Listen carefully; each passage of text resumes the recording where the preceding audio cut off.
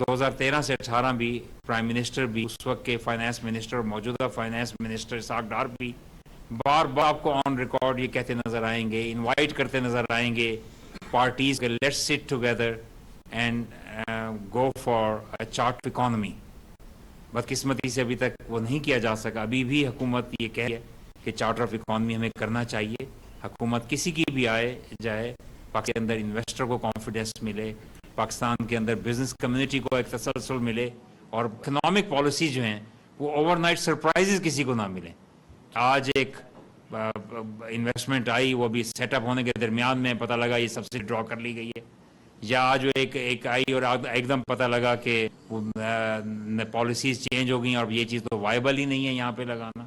بہرحال اس کی بہت سی اور ڈائمنشنز ہیں, تو اس کے اوپر کام کیا جا رہا ہے.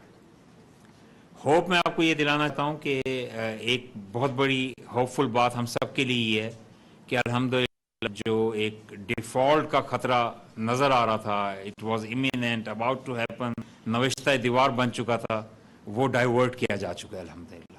اور گوئنگ بیونڈ دیٹ اب بہت سے اور فائنینسنگ ایگریمنٹس, چیزیں, trade agreement they are in place, اور بہتری کی طرف ایک سفر شروع ہو چکا ہے.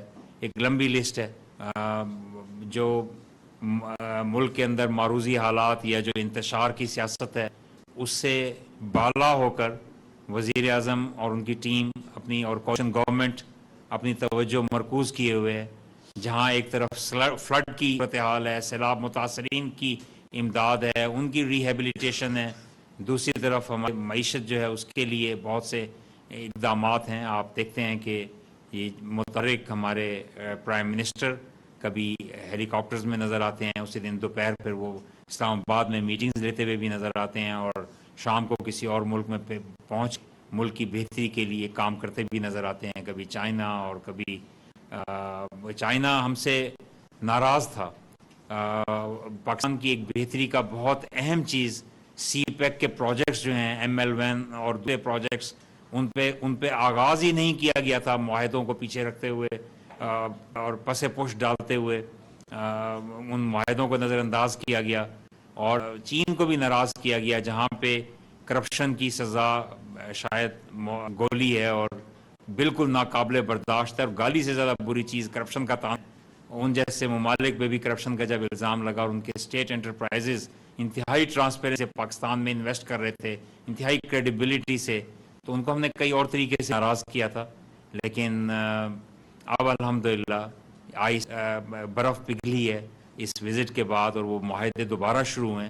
اس میں کچھ تو یقیناً بڑھ گئی ہے 4 سال کی ڈیلے کی وجہ سے, لیکن اچھی بات یہ ہے کہ اس پہ کام شروع کیا. تو یہ جو سوشل اکنامک ڈیولپمنٹ نئے پروجیکٹس کے آنے سے ہوتی ہے, اربوں ڈالر کی انویسٹمنٹس آنے سے ملک میں ہوتی ہے, انشاءاللہ اس سے بھی ہم بینیفٹ کریں گے. اور جو اس کے اصل فائدے ہیں ان پروجیکٹس کے بننے سے, مینز آف کمیونیکیشنز بہتر ہونا, اکنامک زونز بننا, انڈسٹریل زونز بننا, اس کے اندر اس کے کئی پہلو ہیں ان انویسٹمنٹس کے. یہ لگتا ہے کہ سی پیک جب بھی آتا ہے ایک ملک میں انتشار کی سیاست شروع ہو جاتی ہے, لیکن بہرحال سی پیک جو ہے وہ اللہ کرے گا کہ انشاءاللہ لوٹا ہے تو اپنے اثرات لوٹے گا. پہلے بھی سی پیک کے ہی ڈیویڈنڈز تھے کہ ہم نے بجلی کے کرائسس سے نکلے اور بہت سی اچھی چیزیں ہوئیں. الحمدللہ بہت سے اچھے پروجیکٹس 2018 سے پہلے حیدرآباد تک موٹر وے, سندھ کے